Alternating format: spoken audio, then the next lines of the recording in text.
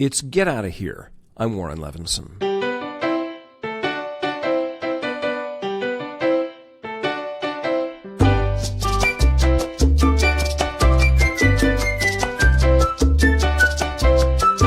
The Trump administration really doesn't want you to go to Cuba.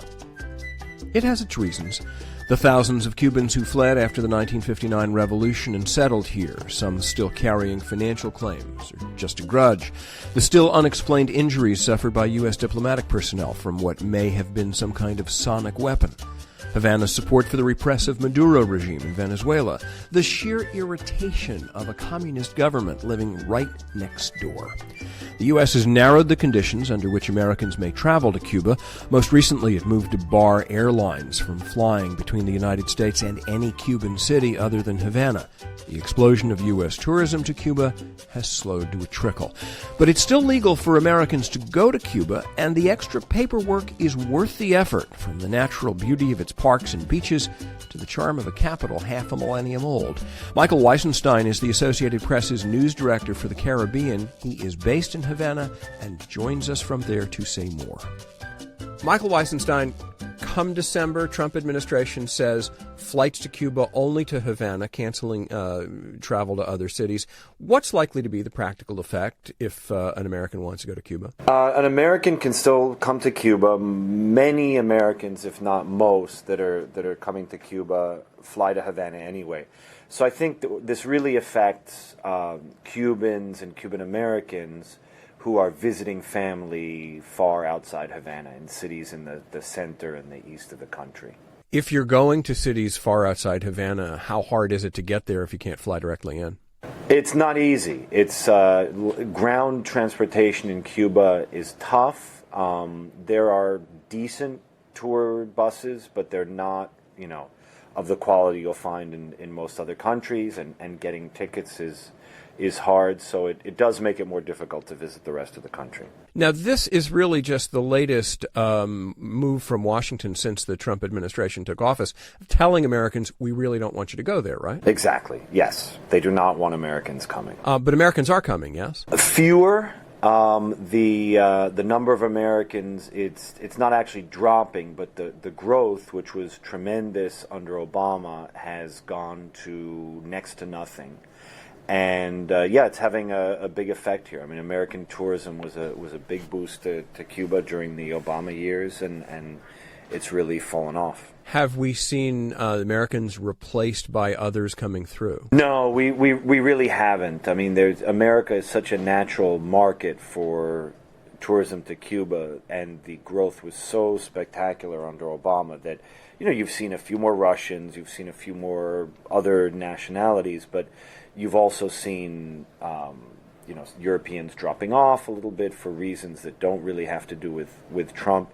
So there's really, but we're talking about, a few thousand, a few tens of thousands up and down, as opposed to the hundreds and hundreds of thousands more every year that were coming to Obama. So it's not the same scale. You can't replace the Americans under Obama with a few more French or Germans. So if you do manage to get through to Havana, because Americans still can come to Cuba, what do you need to not miss? Oh, that's a good question. Right now is the 500th anniversary of Havana, so there's in the coming weeks there's lots of events around that 500th anniversary. What would you not miss? I mean, I think the one thing that really everyone sees, and rightly so, is Old Havana, which is beautifully restored. Walk along the Malecón is fantastic, and there's lots of interesting restaurants and sort of private art galleries, and all of those are really interesting, and I wouldn't miss. And how do people in Cuba respond to Americans coming? Oh, I mean, people in Cuba love Americans. I mean, everyone in Cuba has family in South Florida or New Jersey. I mean, Cuba is a very friendly and welcoming place, and they're delighted to see tourists of any kind. But Americans, I think, particularly, they feel a connection, and probably because of the tensions between the two countries, they feel a little bit extra, burdened to prove that Cubans actually do love Americans coming here, which they very much do. And accommodations, obviously, there was all this talk, particularly during the Obama years, that Cuban accommodations would eventually reach the stage of other destinations around the world, or at least of other Caribbean destinations. Has that been stalled? I think it's absolutely been stalled. I mean, hotels here are just not at the level they are in other places. They're run by the state. Many of them are run by a sort of military conglomerate, and the service is sort of what you would expect. And the issue of salaries is very much present. I mean, the hotel workers still earn $20, $30, $40 a month, so there's just the incentives to provide great service are just not there in many cases. Private accommodations can be very good. People, are reserving through Airbnb. That has fallen off a lot, and the private sector has taken a huge hit under the new Trump regulations. But it's still a good option, and they are building new 5-star hotels all around Havana that are certainly much better than the older hotels, but still, they're not. If you went to a Cancun or a Dominican Republic, the quality will just be better. I mean, of course, Cuba has many, many things that those places don't have, and it's a whole other destination. But it comes with all the logistical difficulties of being in a communist country. Right. If you're coming to Cuba, you're coming for the cultural attraction of a different kind of place, a different kind of society. You're not coming for the luxury accommodations. Do not come for the luxury accommodations. Let's talk about the 500th anniversary of Havana. That actually sounds really kind of interesting. What kind of events are going on? There's fireworks shows. There's really nice sort of public art displays in streets. A lot of monuments and historic sites have been renovated. They're under the difficult circumstances economically that Cuba is in. They are doing a very full effort to make the city so beautiful and attractive during this anniversary. And give us a hint of what's in that or where the founding of Havana goes back to. Most Americans, especially Americans without relatives in Cuba, seem to think of Cuba as Havana as something that probably started around 1959, or older people, maybe the Batista years in the early 50s. But obviously, with a 500-year history, there's a lot more to tell. Right. This is a city that dates back to Spanish colonization, and there is still, a lot because of the communist history of the country and the revolution that it had and the isolation from the U.S. The colonial center is not just a sort of little nub in the middle of big office buildings and strip malls like it is in so many other Latin Spanish colonial capitals. You can really see in Havana the old city. You can still see the walls of the old city, and then the outlying neighborhoods are 100 years later and 100 years later, but everything is pretty much still intact. And doesn't, aside from these new hotels, not very modern, and that there's beautiful Art Deco buildings from the 20s and 30s. There's sort of more modern buildings from the 50s, but still all very well, at least untouched, if not very well preserved, because maintenance here is obviously a big problem. Now, I have traveled very little around Latin America, but one thing I noticed, and maybe it just happened to be the places that I have been, is a kind of embrace of Native American culture in a way that you kind of don't see in much of the United States. That in the United States, we have basically obliterated it. And in places like Mexico and in Brazil, there just seems it just seems more present. Is that true in Cuba as well?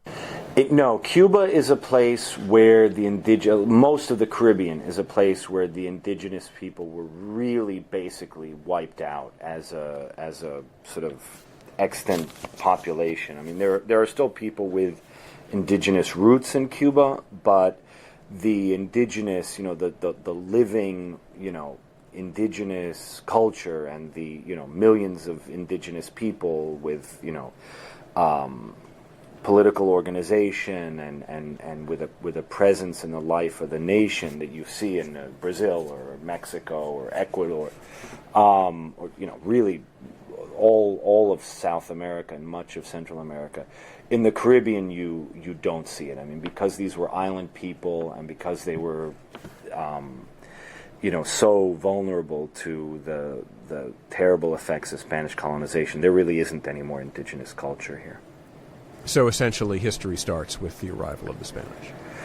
Yeah, sure. I mean, the buildings and artifacts start with the Spanish. There aren't kind of indigenous sites to go visit in Cuba, or you can find them, but there'll be very little. There'll be very little there. It's not like a Mexico where you can see pyramids and things of that nature. You're listening to Get Outta Here, the AP Travel Podcast. We're talking with Michael Weissenstein of our Havana Bureau. We'll be back in a minute with a view of what you can see in Cuba outside of Havana, if you can get there. It's Get Outta Here, the AP Travel Podcast, talking with Caribbean News Director Michael Weissenstein in Havana. So, Michael, if you are lucky enough to get into Havana and you want to get to the rest of the country, and you're lucky enough to get out of the rest of the country, where would you be going? I know there are great beaches. There's great, for instance, diving. Where are people going? There are hundreds, thousands of places to go, and it's an extremely varied country. There's tremendous beaches, tremendous diving.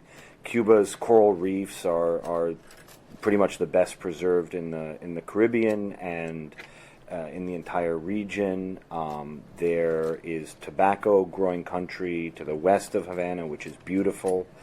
There are mountains. I mean, it's a very varied and diverse country in terms of nature, and there's also other Spanish colonial cities which are beautiful and also really nicely preserved and well worth visiting. Do you get much opportunity to get out of town, other than going on assignments, which could, of course, take you pretty much anywhere? It's, getting, even when you live here, it's not easy to get out. It's, cars and car parts are difficult. Gas is difficult. Good places to find to stay can be difficult. So we don't get out as much as we'd like to, but yeah, I mean, I've had a good opportunity to get away, at least from time to time on the weekend. And where have you gone? We go within a sort of weekend's drive of Havana. You can go to Vinales, which is a beautiful valley where there's tobacco growing and hiking and lots of sort of outdoor sports to participate in, and has beaches about an hour and a half away. You can go to Playa Girón, which is the Bay of Pigs, famous from the U.S.-backed attack, but has amazingly preserved reefs and is right next to a huge swamp national park, which has lots of interesting things to see and bird watching.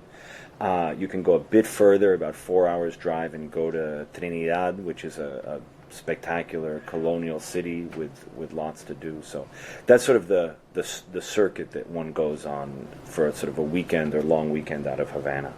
And other than the occasional bus, I take it that really public transit is kind of non-existent? It exists, but if you're operating on a sort of first world clock, it's not, you can't count on it to get you any place on a reliable time. Like, if you want to get out for the weekend and get back by Sunday night, you've got to be in your own car or a car and driver that you've hired. If you're counting on doing it by bus, maybe it'll happen, but you could also be spending the day in the bus station waiting for them to fix the bus or for the bus to arrive because it was delayed outside. It's a whole other sort of sense of time here. Right. So so let's say I'm looking at a winter trip and I'm looking at the Caribbean and I'm looking at Curacao and I'm looking at the Bahamas and any number of a dozen or more other places, and I'm looking at Cuba. What is it that would bring me to Cuba that I wouldn't get in those other places? Something that it's just not like any other place in the world. I think all of those places are great. To a large extent, tourist experience will be fairly like every other. The hotels are international chains. The development looks a bit the same. In many of these places, you'll see a Subway or a Starbucks. You're in the same general type of place. Obviously, it's an island. The nature is different, but you're not going to feel as if you've really left where you're from anymore in many of these places. Cuba is just if you haven't been here, it's like no other place. And generally, if you come here, and particularly if you patronize the small but vibrant private sector, you're doing a good deed in helping support people that are sort of trying to make their way in a state-controlled economy. Right. And Cuba, if you're in Cuba, as you say, you know you're in Cuba and you know you can't possibly be anywhere else. Absolutely, yes. It's like no other place in many ways. And people are really are friendly and really are wonderful. I mean, the more I travel in the region, the more I realize that there is something.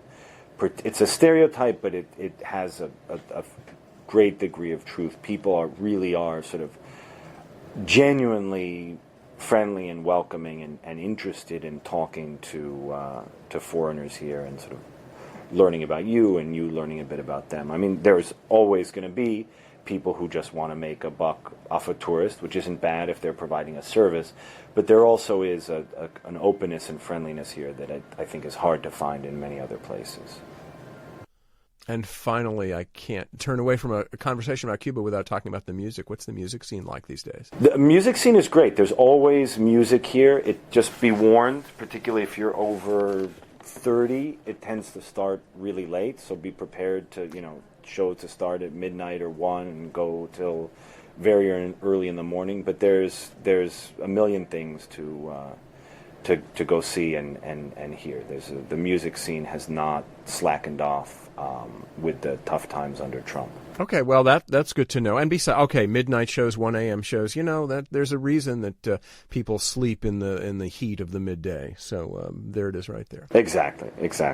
Yeah. Michael Weissenstein, thank you so much. I really appreciate this. My pleasure. Michael Weissenstein is the AP News Director for the Caribbean. He's based in Havana. And now, my favorite trip.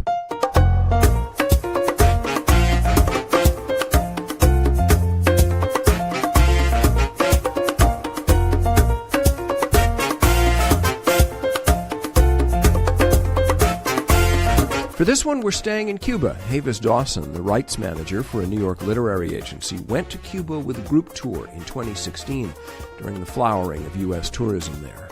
One of the things that was so nice about going on a structured tour like that was that they helped you understand what you saw. Otherwise, I would have had no idea why there were all these Lada automobiles, all these Eastern European cars everywhere. But I was given to understand it was because the Russians had brought them over, and then when the Russians left during what the Cubans call the special period, the special time, when no one had anything to eat, any bicycles, no steel, they had nothing when the Soviet Union collapsed. I wouldn't really have understood what was going on had I not had that history lesson told to me, progressed. You have much impression of Cuban people, how they responded to you? They were wonderful people everywhere we went. The other thing that we kept hearing was about the Cuban government's emphasis on the arts, emphasis on education. It really was evident, I felt anyway, in the people that we met as far as the thoughtfulness with which they responded to everything. And we saw dance troupes and arts troupes that were obviously supported by the government in a way that the United States government doesn't do, Do we really need dance? I don't know, but they were paying to have dance, and it was nice to see. And you really got the sense of people's pride in the country and some discomfort that they had not progressed more, but great pride that they were consciously making an effort to join the rest of the progressive world. Havis Dawson went to Cuba in 2016.